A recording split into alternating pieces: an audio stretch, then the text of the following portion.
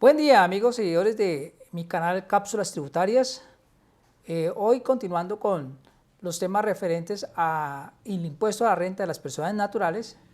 En este video 52, una vez escuchado el video anterior con la entrevista a Tato Devia, donde ustedes pudieron tener la oportunidad de conocer los aspectos que deben considerar para presentar y cumplir la obligación de la declaración de renta de las personas naturales. En este video 52 vamos a tratar algunos aspectos ya más de fondo sobre lo que se debe considerar a la hora de la depuración del impuesto de la renta de las personas naturales. Primero que todo, recordarles que esta presentación es en conjunto con Conexiones Tributarias, el canal que se dedica a todos los temas de seminarios y diplomados de carácter tributaria, y también pues, es patrocinado o es acompañado por el café Dashnan Gourmet, café de la región de Pitalito, Huila. Bien, como todos saben, esta temática que tratamos pues, es del índole profesional y es para el interés de ustedes, para que lo tengan presente. El marco regulatorio que incorpora el régimen de las personas naturales con el cual tenemos que cumplir la obligación del año grabable 2019, pues está vigilado o se encuentra regulado a través de la Ley 1943 del 2018, el decreto reglamentario 1808 de octubre 7 del 2019 y el decreto 2264, sobre todo ese 2264 que es el que trata sobre el sistema de depuración del impuesto a la renta. Por supuesto, el decreto de plazos, que es el 2345, que nos regula los tiempos en que debemos de cumplir la obligación para este año grabable 2019 con el año calendario 2020. Y dos sentencias bien importantes que debemos tener presentes. La primera sentencia, la C481, de octubre 16 de 2019, que si bien es cierto, declara la inexequibilidad de la Ley 1943 de 2018, la misma ley establece que los efectos de, la misma sentencia establece que los efectos de la inexequibilidad es diferido, es decir, van a tener vigencia para el año grabable de 2020. Por lo tanto, en el cumplimiento de la obligación de la renta del 2019 tiene plena vigencia toda la reglamentación y la ley de la 1943. Y una sentencia también a considerar es la sentencia C520 de 2019, en la cual la Corte Constitucional nuevamente reitera que los trabajadores independientes que estén catalogados dentro de la cédula o dentro de las rentas de trabajo tienen derecho a depurar costos y gastos, ¿cierto?, que estén asociados a la generación de la renta. Esa sentencia reitera lo que ya había dicho en sentencias anteriores, la C120, donde había esa limitación y lo que dice es, yo le doy la exequibilidad condicionada siempre y cuando tengan presente que la aplicación depende de la detracción de costos y gastos para ese tipo de actividades. Unos aspectos que ustedes tienen que considerar, o digamos los aspectos generales que vamos a mencionar, es lo que tiene que ver con el sistema de depuración. Sigue siendo exactamente igual, vamos a aplicar el artículo 26 para cada una de las cédulas que tenemos.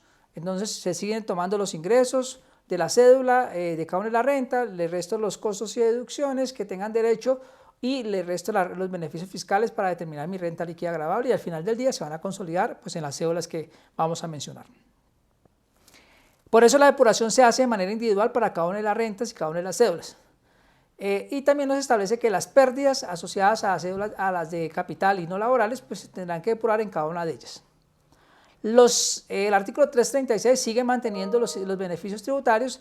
En ese orden de ideas pues tenemos que darle esa aplicación a esa disposición.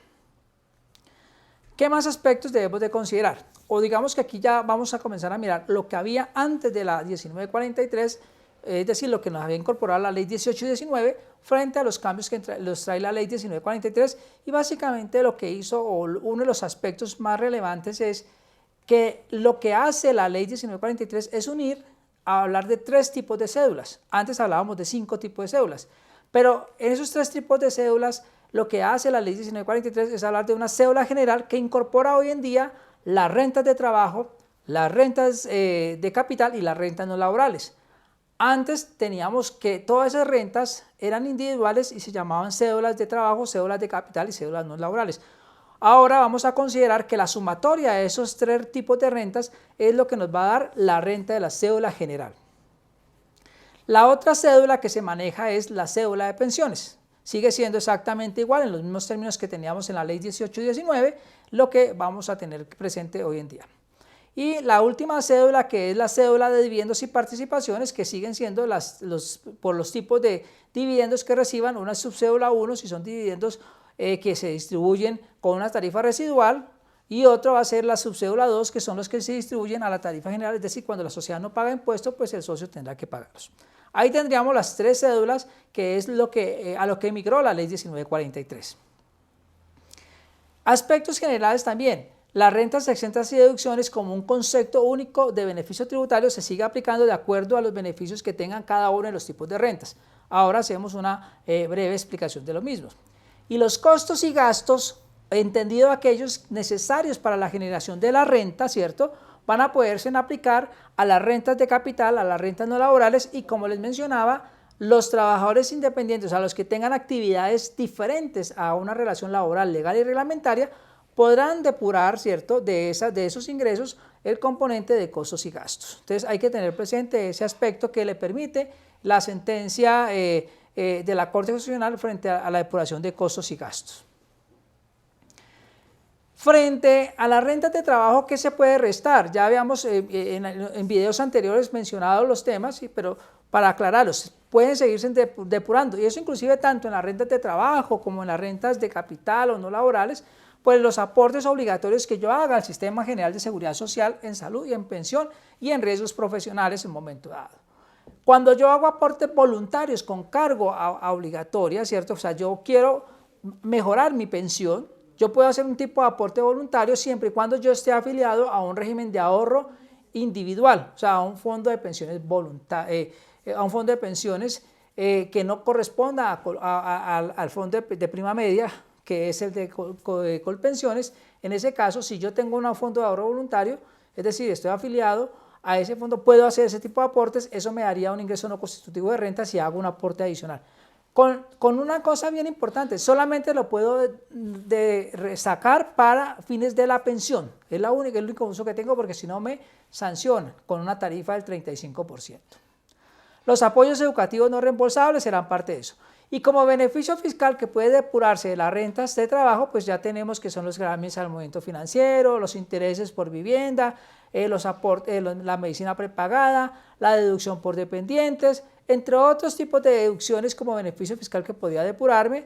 Y como rentas exentas, pues los aportes que tengo en el artículo 206, que es el 25% del salario que recibo como asalariado, el tema de los aportes en la proporción que corresponda a cesantías y otros conceptos que están listados en el artículo 206, y aportes voluntarios que haga a fondos de pensiones voluntarias o a cuentas AFC.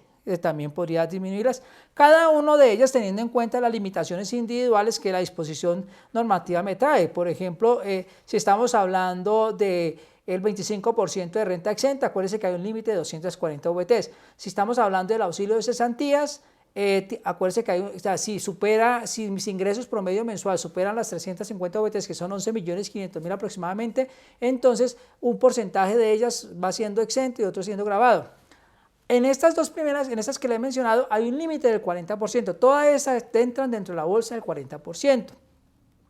Para el año gravable 2019 se incorporó la renta exenta del seguro y compensación por muerte y prestación social en actividades de los miembros de las fuerzas militares y la Policía Nacional. También se incorporó el exceso de salario básico percibido por los oficiales, suboficiales y soldados profesionales de las fuerzas militares y oficiales del nivel ejecutivo, patrulleros y agentes de Policía Nacional, que antes no era una renta exenta, sino que tenía un tratamiento de ingreso no constitutivo de renta. Con la 1943 los vuelve a incorporar como renta exenta. Y los gastos de representación de los rectores y profesores de universidades públicas, siempre y cuando no excedan el 50% del salario, esas rentas exentas, esas tres que le acabo de mencionar, ellas pueden tomarse, y la diferencia es que no van a tener el límite del 40%, o sea, ellas van a entrar en el 100%, a diferencia de las que yo les mencionaba anteriormente. De igual manera, las personas naturales, ¿cierto?, que tengan honorarios, que contraten o vinculen por un término inferior a 90 días continuos o discontinuos menos de 2 trabajadores, también podrán tomarse en el 25% de la renta exenta sobre esos ingresos que percibe. Otro aspecto que nos incorpora la norma es que las rentas exentas de los servidores diplomáticos y consulares, ¿cierto? A partir también de la 1943 se pueden tomar la prima especial y la prima de costo de vida como renta exenta sin el límite de 5.040 VTs ni el 40%, ¿cierto? Ni el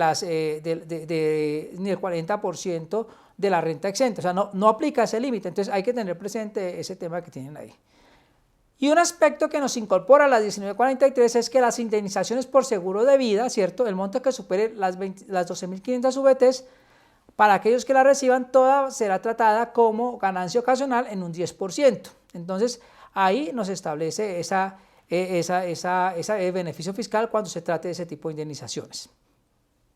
Las rentas no laborales y de capital que pueden restar como no constitutivo. Lo mismo, aportes en salud y pensiones, los aportes voluntarios a los fondos de pensiones obligatorias del artículo 55, lo que hagan para mejorar su pensión, que pueden restarse como costos. Acuérdense, todos los costos y gastos aquí sí serían todos aquellos necesarios para desarrollar mi actividad productora de renta. O sea, en este caso una renta no laboral es la de un comerciante, aquel que tenga, venda y compre medicamentos, pues esos costos y gastos asociados a la compra de medicamento, al arrendamiento, al pago de personal, son costos necesarios que deben estar soportados también, por supuesto, con el pago de seguridad social, lo que corresponda, a hacerse a través del sistema financiero, los pagos para el tema de control de efectivo, factura electrónica de venta o factura de venta, documento equivalente, que para el año grabable 2019 todavía se permite ese sistema para depuración, entre otros aspectos que se deben tener presente a la hora de la aceptación de costos y deducciones, hay que considerarlos para hacer la depuración. Y las rentas no laborales y de capital también pueden tener los beneficios fiscales de deducciones y rentas exentas que está establecido explícitamente en la norma, como por ejemplo también la deducción del 50% del gravamen a los movimientos financieros. Si tienen intereses por su vivienda, por adquisición de su vivienda, también pueden tomarse en esa deducción. La deducción de partícipes independientes, si yo hago ese aporte como de manera independiente, y si tengo rentas exentas, como si soy una persona natural que hizo una construcción en hoteles con la vigencia de la ley 788, o sea, los hoteles que construyeron entre el 2003 y el 2016, ¿cierto? Ahí puedo tener derecho a la renta exenta por el servicio hotelero y sin el límite del 40%. De igual manera, si he hecho aportes a pensiones voluntarias o a fondos de ahorros para el fomento de la construcción, también tengo derecho a esa renta exenta. Las rentas de pensiones, que es la otra cédula que estamos mirando, solamente puede restarse el aporte a salud como ingreso no constitutivo de renta ni ganancia ocasional, no puede tomarse ningún otro tipo de beneficio fiscal más allá de la renta exenta propia del sistema de las pensiones, que es el valor que no supere, ¿cierto?, las 1.000 VTs mensuales, es decir, 12.000 VTs al año, hasta ese monto será exento. Lo que exceda sería gravado, pero estamos hablando básicamente de una pensión promedio mensual de 30 millones, 35 millones de pesos, quiere decir pues que son pensiones bastante elevadas las que estarían sujetas a impuesto. Los dividendos no tienen derecho a depuración, o sea, todo el dividendo que me paguen automáticamente yo tributo con base en las tarifas que correspondan. Las únicas que puedo tratar como no constitutivo de renta ni ganancia ocasional en dividendos son aquellos dividendos que se generaron con utilidades de sociedades a 31 de diciembre del 2016 hacia atrás y que están siendo distribuidas durante el año 2019, ahí sí tendría el derecho a aplicar esa diferencia. Una vez usted ha hecho esa depuración, teniendo en cuenta los límites individuales en cada uno de ellos, tiene que tener presente el límite general del 40% en las que le aplique. Y depuradas las rentas que conforman la cédula general, o sea, las rentas de trabajo, las rentas de capital y las rentas no laborales, determina la renta líquida de la cédula general. A esa renta líquida, la cédula general, le suma la renta líquida de pensiones y unida a las dos le aplica la tarifa del 241, que esta también tuvo cambios con respecto a la ley 1819, porque ahora entonces usted le aplica esa tabla a la sumatoria de esas dos cédulas, la cédula general y la de pensiones, y se ubica en el rango, los cuales el rango oscila entre 1090 y 1070, 19%, hasta de 31.000 VTs en adelante con la tarifa del 39%, ahí va oscilando 19, 28, 33, 35, 37 y 39 como tarifa marginal, y de acuerdo a eso pues le dará su base de impuesto de renta que deberá calcular. Los dividendos, de igual manera, dependiendo si son dividendos que estuvieron sometidos a impuesto en cabeza de la sociedad, van a tributar. También tuvo una variación en la tarifa. Entonces los dividendos, las 300 VTs hacia abajo no tienen tarifa del 0, y si el dividendo supera 300 VTs en adelante, la tarifa es residual o marginal, es del 15%. Si son dividendos que la sociedad distribuyó y no pagó impuestos, pues tendrá que tributar a la tarifa general, ya sea el 32%, que es la que se estaría determinando para el año grabable 2019, y después de eso se depura y va a la tarifa que corresponda. Bien amigos, en este video pues digamos era contarles los aspectos generales que usted tiene que tener en cuenta a la hora de hacer la depuración. Para mayor información ustedes pueden consultar otros videos, los videos que ya habíamos tratado con mayor nivel de detalle de esta depuración, que solamente lo que nos ha cambiado es la consolidación de las rentas. En nuestro próximo video voy a explicarles en un caso más puntual con números, como a muchos de ustedes y a mí también me gusta, ya la depuración, para que ustedes tengan ya una visión general de la forma en que toda esta parte de literatura, normatividad, la vamos a plasmar en un ejercicio. Una vez más invitarlos a que adquieran el libro que he escrito, que se llama Régimen Tributario Especial, el video que también es de 4 horas, que contiene todo el desarrollo de este régimen para el interés de todos ustedes que manejen este tipo de entidades que hoy en día tienen mucho auge por el tema del COVID-19, entonces puede aplicarlos. Y de igual manera invitarlos, ¿cierto?, a que se suscriban a mi canal Cápsulas Tributarias, que me sigan, lo compartan con todos ustedes, con todos sus amigos, sus colegas. En las redes nos pueden conseguir como Conexiones Tributarias, en el canal Cápsulas Tributarias también lo pueden encontrar, y les informo que próximamente estaremos sacando adelante el diplomado de impuestos que se va a dictar en conjunto con Conexiones Tributarias ese tema. Invitarlos a los que les guste el Café Dasnan Gourmet de Pitalito Huila. Muchas gracias y nos veremos en la próxima sesión.